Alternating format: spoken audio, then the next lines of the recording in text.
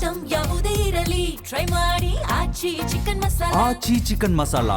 ಕೆಪಿಎಸ್ಸಿಗೆ ಹೊಸ ಕಾನೂನು ತರುವ ಬಗ್ಗೆ ಚರ್ಚೆ ಆಗಿದೆ. ಕಾನೂನು ಸಾಧಕ ಮತ್ತು ಬಾಧಕಗಳ ಬಗ್ಗೆ ನೋಡಿ ತಿದ್ದುಪಡಿ ಮಾಡ್ತೇವೆ ಅಂತ ಬೆಂಗಳೂರಿನಲ್ಲಿ ಗೃಹ ಸಚಿವ ಪ್ರಿಯಾಂಕ್ ಖರ್ಗೆ ಹೇಳಿಕೆ ಕೊಟ್ಟಿದ್ದಾರೆ.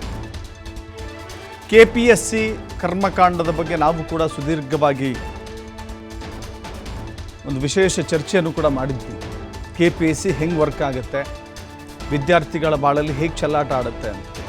ಈಗ ಶಿವಶಂಕರಪ್ಪ ಸಾಹುಕಾರ್ ಅಮಾನತುಗೊಂಡಿದ್ದಾರೆ. ತನಿಖೆ ಕೂಡ ಆಗ್ತಾ ಇದೆ. ಒಂದು ಭಾಗ ಸುಧಾರಣೆಗಳನ್ನು ತರುವ ನಿಟ್ಟಿನಲ್ಲಿ ಮಾತನಾಡ್ತಾ ಇದ್ದಾರೆ.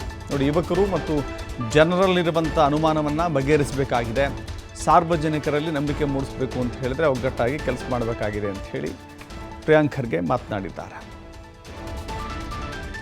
ಅನುಮಾನ ಮೂಡಿದೆ. ಈ ಅನುಮಾನವನ್ನು ನಾವು ಸರಿ ನೋಡಿ, ಇದ್ರ ಬಗ್ಗೆ ಸಾಕಷ್ಟು ಚರ್ಚೆ, ಆಲ್ಮೋಸ್ಟ್ 3 ದಿನ ಚರ್ಚೆ ಆಗಿದೆ ಸದನದಲ್ಲಿ. ವಿರೋಧ ಪಕ್ಷದವರು ಅದೇ ಬಯಸ್ತಾ ಇದ್ದಾರೆ, ಆಡಳಿತ ಪಕ್ಷದವರು ಅದೇ ಬಯಸ್ತಾ ಇದ್ದಾರೆ. ಕೇಂದ್ರ ಸರ್ಕಾರಕ್ಕೆ ಒಂದು ಮನವಿ ಮಾಡಬೇಕು, ಜಾಯಿಂಟಾಗಿ ಏನಾದರೂ ಕಾನ್ಸ್ಟಿಟ್ಯೂಷನಲ್ ರಿಫಾರ್ಮ್ಸ್ ತರಬೇಕಾಗ್ತದೆ ಇದಕ್ಕೆ, ಅಥವಾ ಇಲ್ಲಿ ನಾವು ಏನಾದರೂ ಒಂದು ರಿಫಾರ್ಮ್ಸ್ ತರಲಿಕ್ಕೆ ಸಾಧ್ಯ ಇದೆ, ಅವೆಲ್ಲ ಕಾನೂನಿನ ಸಾಧಕ ಬಾಧಕ ನೋಡ್ಕೊಂಡು ಮಾಡಿದ್ರೆ ಒಳ್ಳೆಯದು. ನೀವು ಹೇಳ್ದಂಗೆ ಯುವಕರಿನಲ್ಲಿ, ಸಾರ್ವಜನಿಕರಿನಲ್ಲಿ ಸಾಕಷ್ಟು ಅನುಮಾನ ಮೂಡಿದೆ.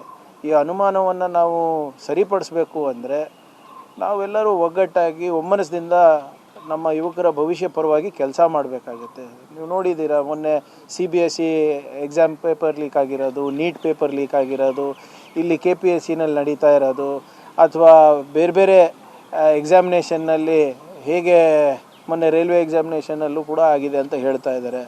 ಸೊ ಹಾಗಾಗಿ ಸ್ವಲ್ಪ ಟ್ರಸ್ಟ್ ಡೆಫಿಸಿಟ್ ಇದೆ, ನಂಬಿಕೆಯ ಕೊರತೆ ಇದೆ ಈ ಸಂಸ್ಥೆಗಳಲ್ಲಿ. ಇದರಲ್ಲಿ ಒಟ್ಟಾಗಿ ಎಲ್ಲರೂ ಸೇರಿ ಮಾಡೋದು ಸೂಕ್ತ, ನನ್ನ ವೈಯಕ್ತಿಕ ಅಭಿಪ್ರಾಯ. ನೋಡಿ.